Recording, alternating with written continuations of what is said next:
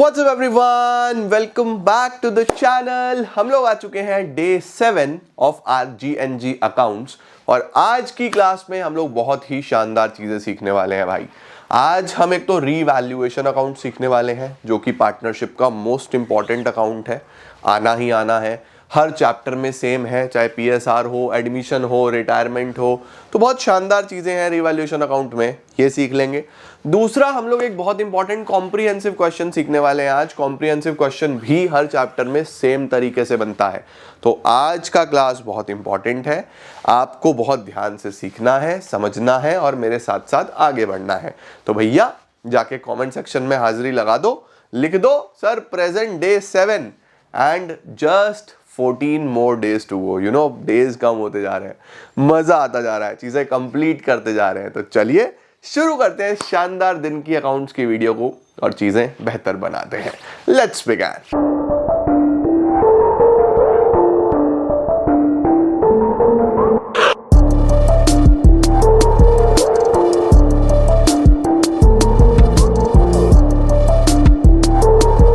चलो भाई मेरे साथ साथ हेडिंग डाल लो आज, रीवैल्यूएशन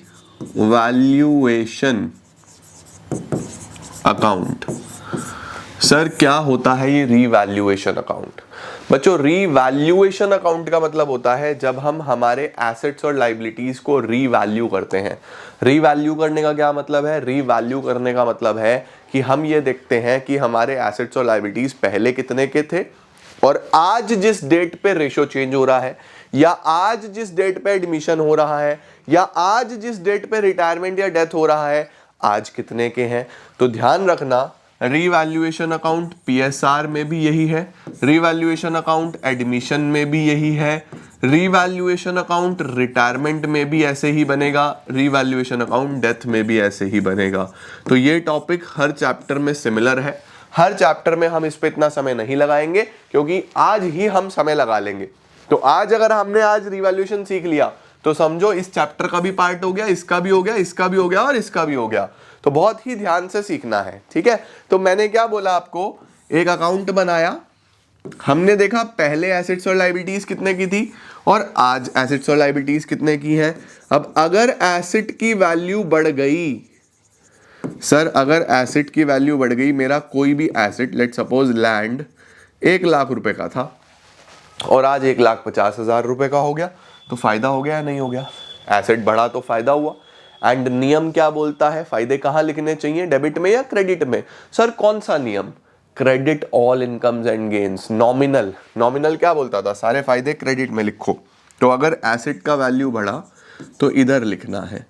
तो ध्यान रखना बच्चों, एसेट बढ़ गया तो क्रेडिट में लिख देंगे, कम हो गया तो सर नुकसान, नुकसान है तो यहां लिखो टू एसेट, कम हो गया तो नुकसान, वो इधर लिख दो हमारे पास डेबिट साइड में टू एसेट, ठीक है ना। एसेट का वैल्यू बढ़ जाता है तो फायदा हो जाता है। एसेट का वैल्यू सर कम क्यों होगा बच्चों? डेप्रीसिएशन, भाई डेप्रीसिएशन हो गया, कुछ आग वाग लग गई, उसकी वैल्यू कम हो जाती है, राइट। तो बढ़ा तो क्रेडिट फायदा, कम हुआ तो डेबिट नुकसान। सिमिलरली सर लाइबिलिटी, मेरा कोई क्रेडिटर है, उसको मैंने 20,000 रुपए देने थे, उसने बोला आप बहुत लेट हो, मैं तो अब 20,000 पे 10% के ब्याज के साथ लूंगा, 22,000 रुपए लूंगा मैं, तो आप मेरा पैसा बहुत लेट लेके आ रहे हो। हमने कहा यार ये तो 20 के 22 देने पड़ गए, नुकसान हो गया। कोई भी लाइबिलिटी बढ़ जाती है तो नुकसान होता है, तो उसको डेबिट साइड में लिखते हैं। तो अगर कोई भी लाइबिलिटी बढ़ी है तो ये लॉस है, डेबिट साइड में लिख देना है। और लाइबिलिटी कम हो जाए, सर कोई क्रेडिटर था, उसका पैसा देना था, वो क्रेडिटर ही भागा हुआ है अपना घर गुड़ छोड़ के, उसने किसी का पैसा चुरा लिया है, कुछ चोरी कर लिया, वो भाग गया, अब मैं तो बच गया, मेरा फायदा हो गया, क्रेडिटर है ही नहीं।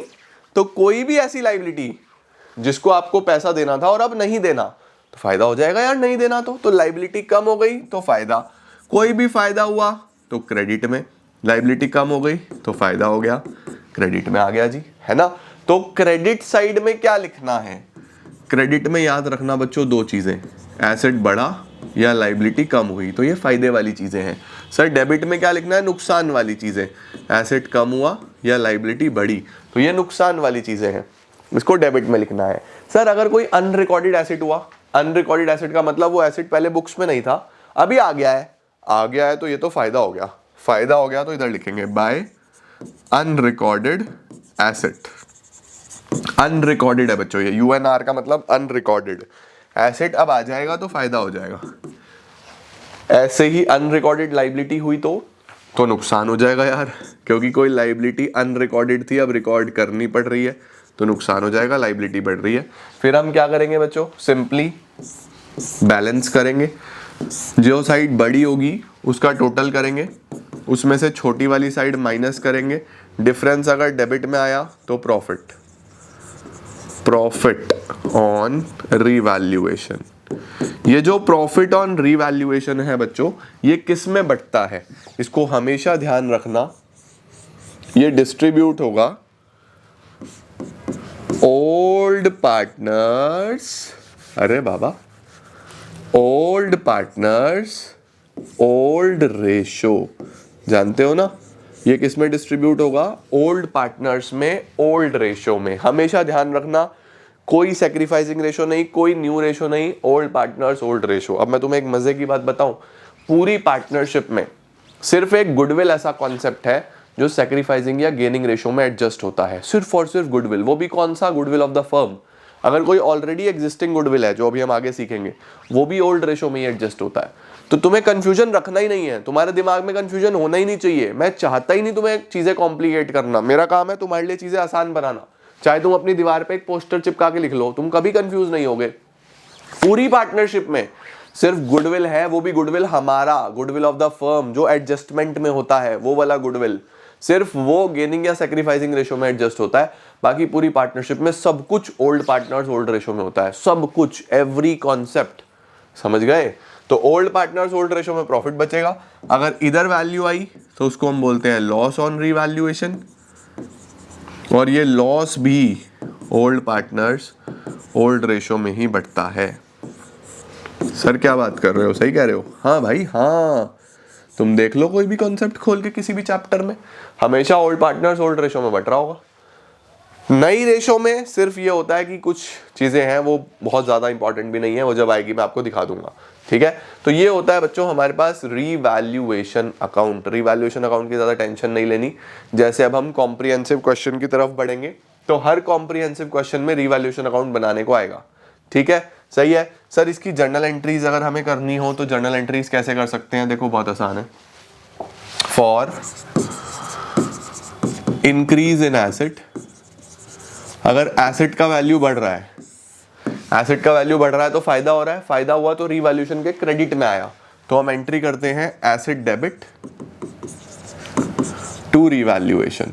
देखो रीवैल्यूएशन के क्रेडिट में आया था ना, ये रहा, ठीक है। For decrease in liability, liability decrease हो गई तो भी हमारा फायदा हो रहा है, तो हम करते हैं liability debit to revaluation.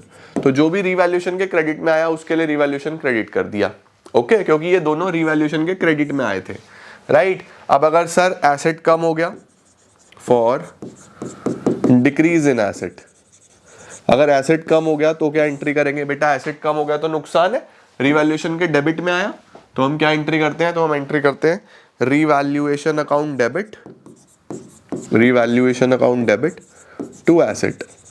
Asset का वैल्यू कम होता है तो रीवैल्यूएशन डेबिट होता है क्योंकि नुकसान हो रहा है।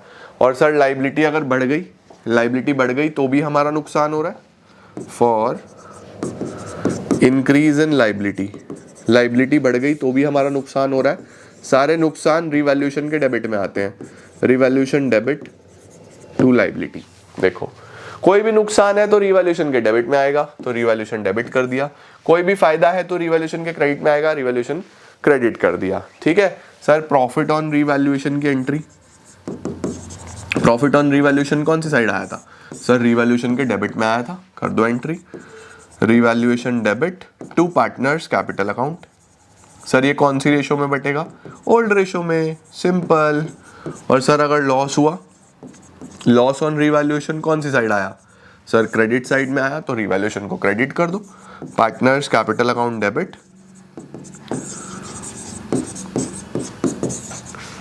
To revaluation. लो सर डन, सर एंट्रीज हो गई, और क्या, रीवैल्यूएशन की यही तो एंट्रीज होती हैं। लो जी जल्दी से स्क्रीनशॉट ले लो, कोई कंफ्यूजन नहीं, मेरा काम है तुम्हें एकदम परफेक्शन के साथ चीजें कराना। लो सर डन, रिवैल्यूएशन डन हो गया, बढ़िया सर, बहुत ही शानदार। चलो अब हेडिंग डालो मेरे साथ साथ, comprehensive question. Comprehensive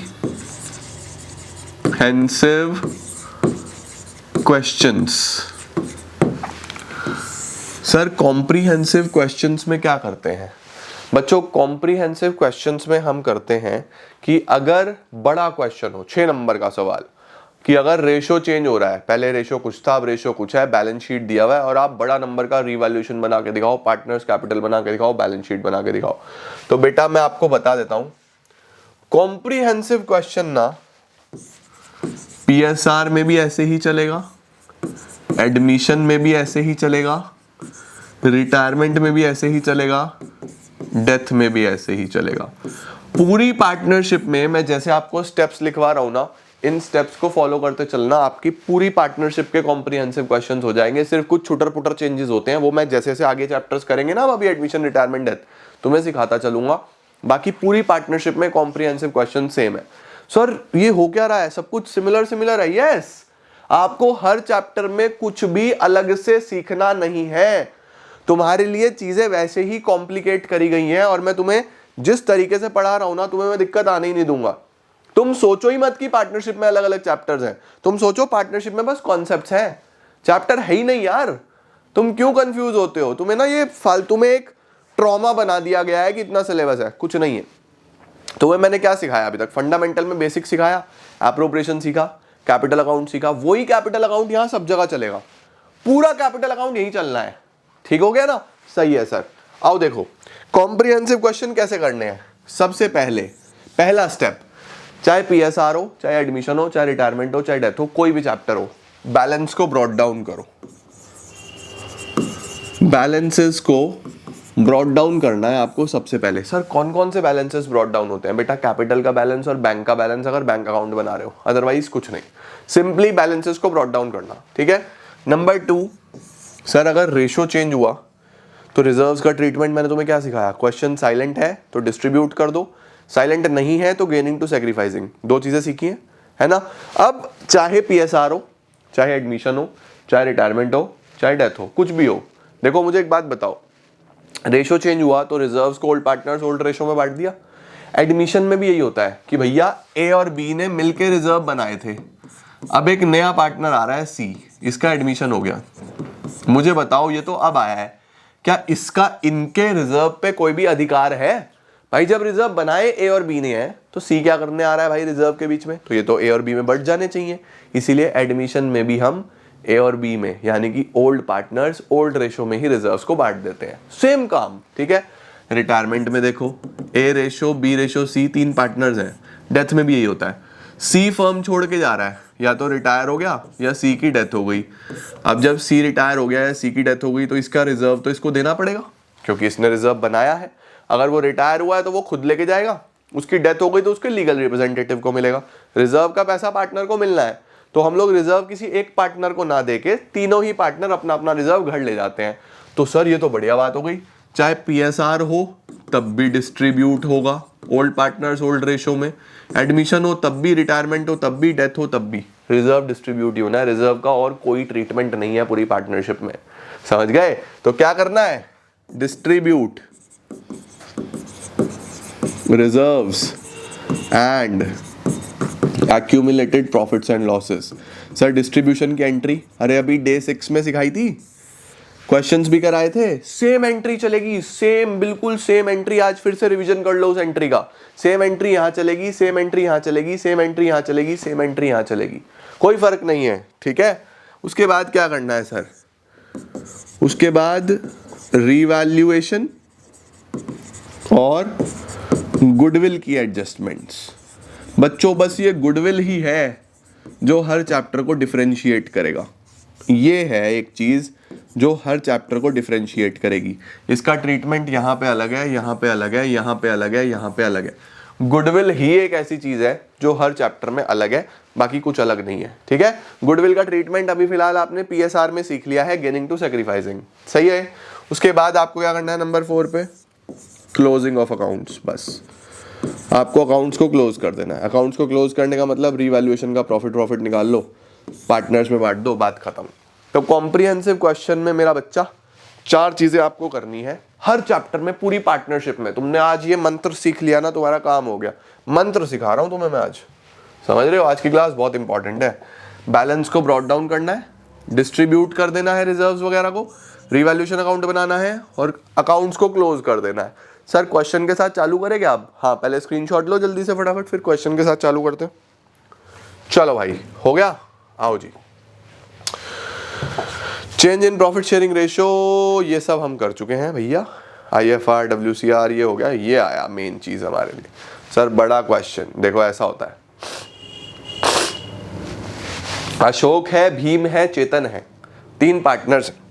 Ashok, Bhim, Chetan were partners in a firm sharing profits and losses. किस रेशो में? 3:2:1। बैलेंस शीट दिया हुआ है, आपको बोल रहा है कुछ एडजस्टमेंट्स हैं, उसके बाद रिवैल्यूएशन बनाओ, पार्टनर्स कैपिटल बनाओ, बैलेंस शीट बनाओ। आ जाओ बनाते हैं। बड़े क्वेश्चन में तीनों चीजें बनाने को आएंगी, revaluation, partners capital, balance sheet.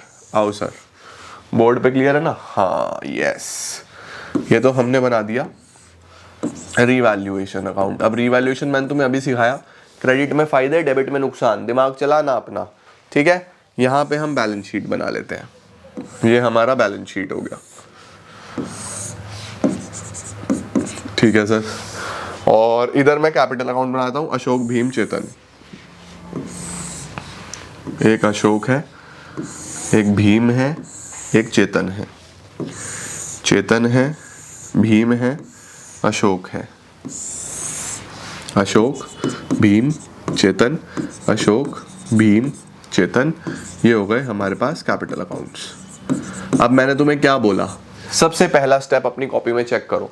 सबसे पहला स्टेप है बैलेंसेस ब्रॉट डाउन करना। रिवैल्यूएशन का कोई बैलेंस नहीं होता, ये एक नया अकाउंट है।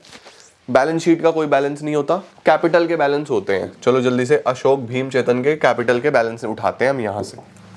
आओ सर। सर ये रहे 2 लाख, 1 लाख और 50,000। Done sir. 2 लाख का बैलेंस इधर आ गया, 1 लाख का बैलेंस इधर आ गया, 50,000 का बैलेंस इधर आ गया। इसको बोल दिया बाय बैलेंस ब्रॉट डाउन। तुम कैपिटल अकाउंट में सीख के आए हो, ओपनिंग बैलेंस हमेशा इधर आते हैं, ठीक है? अब रेशो चेंज हो रहा है, तो अगर कोई भी पुराना रिजर्व वगैरह बना हुआ है तो बांट दो। कोई भी रिजर्व वगैरह बना हुआ है, लेकिन एक बार एडजस्टमेंट चेक कर लेना, क्योंकि कई बार PSR में ये बोलता है कि रिजर्व को नहीं बांटना। रिजर्व को नहीं बांटना, तो मैंने आपको क्या एंट्री सिखाई है? गेनिंग टू सैक्रिफाइसिंग, है ना? आओ चेक करते हैं, लेकिन यहाँ पे ऐसा कुछ नहीं बोला। तो नॉर्मली रिजर्व बढ़ते हैं। क्या कोई रिजर्व है? पहले इधर चेक कर लिया करो, क्या कोई एडवर्टीजमेंट, सस्पेंस, कोई P&L का बैलेंस, कुछ ऐसा है? Land, building, plant, stock, debtor, bank, कुछ नहीं है इधर ऐसा। नॉर्मल एसेट्स हैं सारे के सारे, छोड़ दो। इधर ये रहा जनरल रिजर्व 60,000। सर किस रेशो में बटेगा? ओल्ड रेशो में, ठीक है? न्यू रेशो कितना है इनका? न्यू रेशो है प्रॉफिट्स एंड लॉसेस इक्वली, और ओल्ड है ये 3:1। तो ये जनरल रिजर्व 60,000 को 3:1 में बांट दो। तो हम इसको यहां लिखेंगे, बाय जनरल रिजर्व 30,000, 20,000, 10,000, 30,000, 20,000, 10,000, ये हमने जनरल रिजर्व बांट दिया। सर हमारे 2 स्टेप्स हो गए। 2 स्टेप्स कौन कौन से? पहला स्टेप था बैलेंस लिखना, दूसरा स्टेप था रिजर्व्स बांटना, तीसरा स्टेप है एडजस्टमेंट्स करना। आओ जरा एडजस्टमेंट्स करते हैं।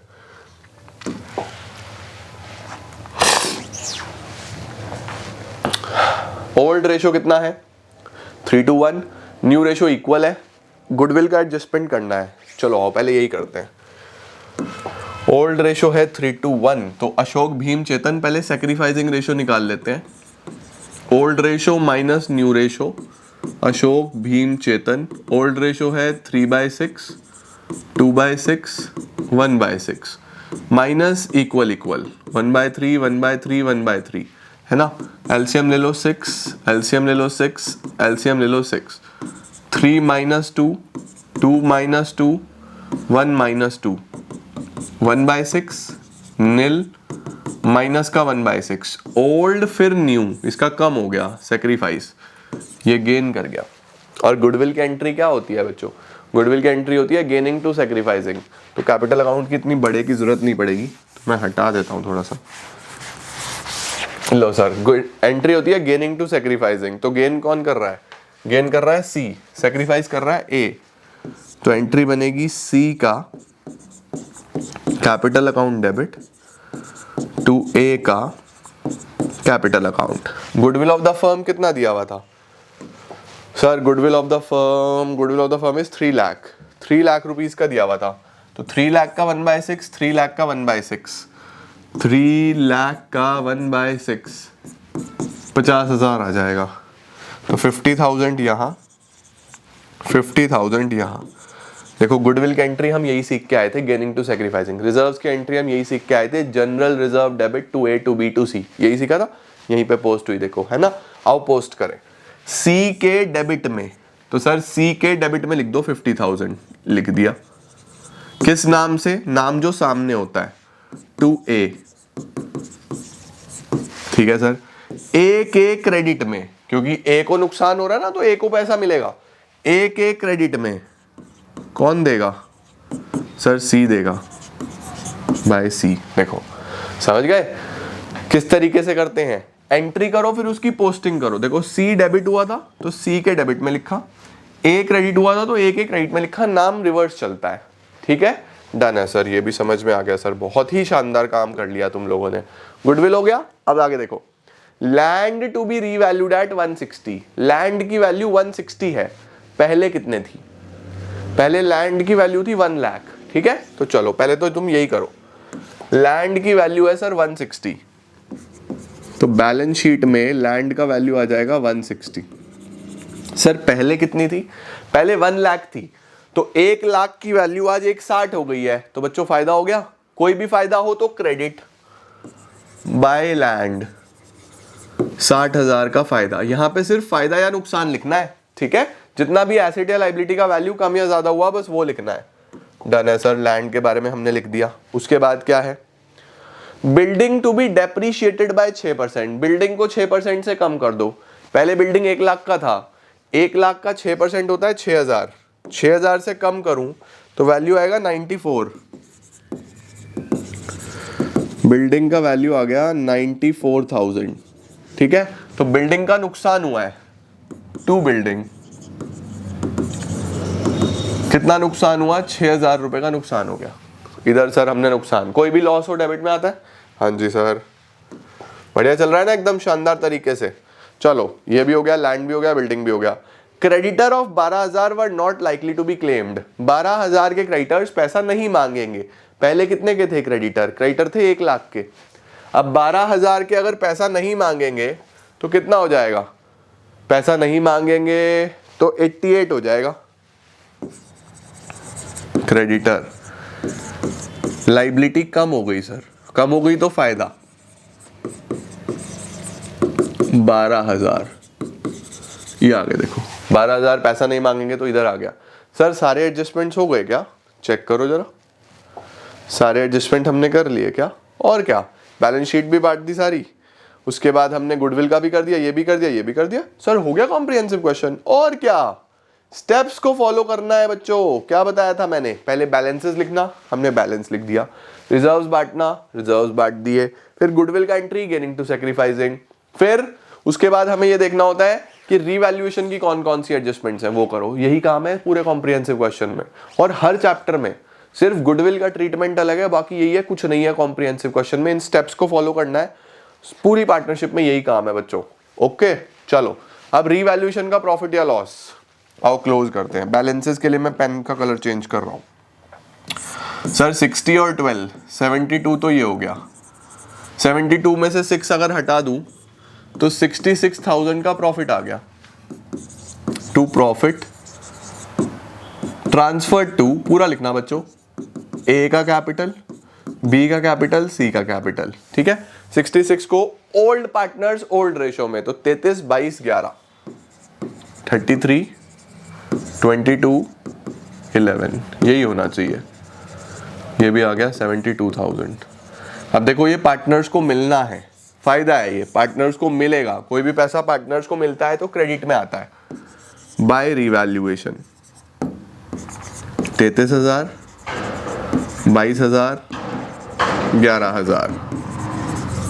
ठीक है जी, प्लीज़ थोड़ी सी बैकग्राउंड नॉइस को इग्नोर करना।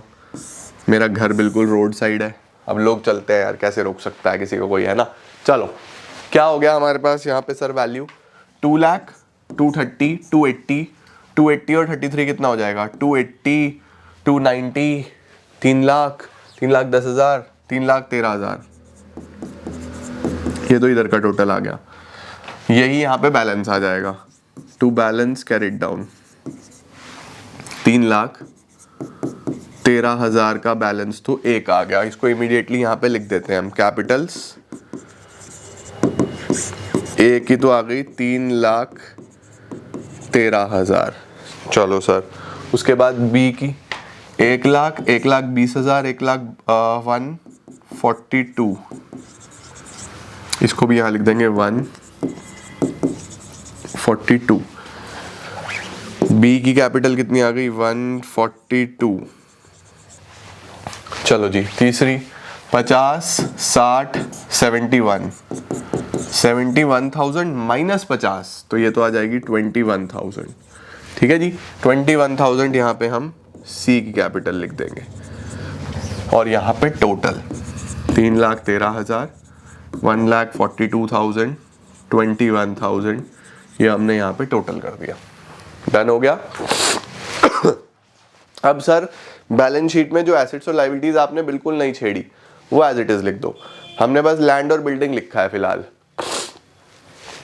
Plant stock debtor bank 2,80,000 60,000 10,000। Plant stock debtor bank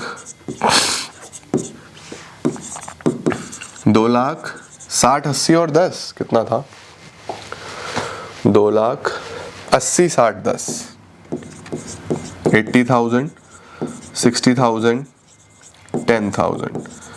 ये तो हमने इधर का टोटल कर दिया बैलेंस शीट का। लाइबिलिटी में हमारे पास क्या क्या बचा, कुछ बचा क्या? लाइबिलिटी में सर क्रेडिटर्स लिख दिए, जनरल रिजर्व बच गया था, कैपिटल लिख दिए, बीपी बचा, बिल्स पेबल 40,000 रुपीज के, ये भी एज इट इज लिख दो, ऊपर ही लिख देता हूँ, बिल्स पेबल 40,000 रुपीज। बस अब आपको ये बैलेंस शीट का टोटल लगाना है। टोटल मैच हो गया तो समझो ऑल सेट। आओ टोटल मैच करते हैं। कैलकुलेटर कहाँ है? 88,000 40,000 313,000 142,000 21,000। टोटल आ रहा है बच्चों 6,04,000 इस साइड का। इधर का क्या आ रहा है 160 94 2,80 60 10 6,04,000।